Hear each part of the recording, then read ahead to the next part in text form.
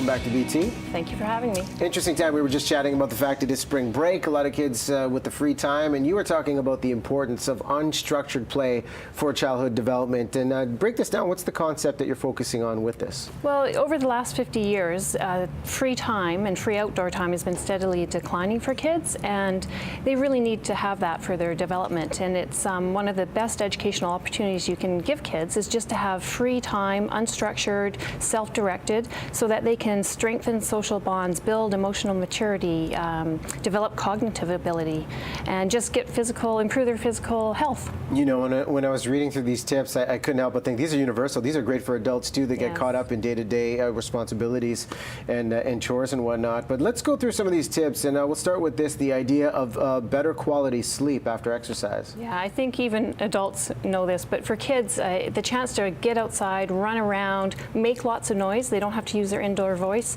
expend their energy, they'll go to bed feeling better and they'll rest better. They'll get a better night's sleep, and better rested kids make for better students. They're ready to come into class in the morning, settle down, and learn. And with the kids you work with now, what do you see on average for the hours of sleep they're getting to help their learning and their development? I mean, every stage of development they need a different amount of sleep, but you know, even my 13-year-old, we want him to get 9 minimum, but preferably 10 hours of sleep a night. My 8-year-old, we want her sleeping 10 to 12 hours of sleep. Wow. And she needs lots of physical activity to rest. Kind of tire them out. And you were speaking very briefly before, the social benefits are immense when it comes to unstructured play. Yeah, social, getting out and playing in free time is how kids learn to develop social relationships. They have to learn to give and take, cooperate, and importantly, they have to learn that different kids have different styles of play. Just like as adults, we have different styles of how we work and how we interact. Kids have that too. So that's the learning ground for kids to develop the ability to adapt and change depending on who they're playing with. Building relationships is one thing, but what about the educational component that comes from play? Yeah, it's so important.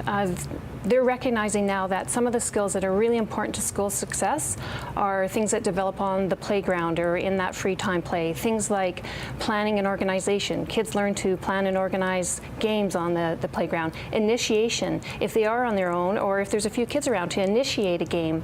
And also self-regulation.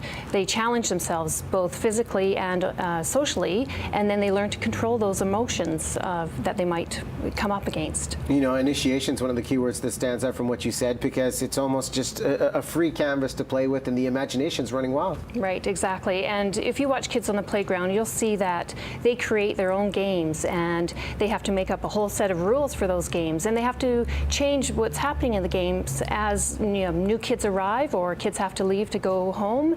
They have to adapt, and those skills are really important in life and in school and in work eventually. And overall, you know, when we look at the idea of play, the interactions, and you know, how the kids get tired out, behavior gets controlled in some form and fashion. Can you speak to this? Absolutely. I think every teacher recognizes that when kids have time to go out and run on the playground at recess and lunch hour, when they come back inside, they've gotten rid of some of that energy and some of that fidgety behavior, and they're ready to settle down and focus on the lesson that's going to be happening. A lot of great lessons on this one. Where can they find out more about Sylvan Learning? They can go to educate.com, or they can call any one of the centers in the Lower Mainland. Melanie, thanks for coming on. Thanks. Enjoyed spring break with the kids. Thanks for having me.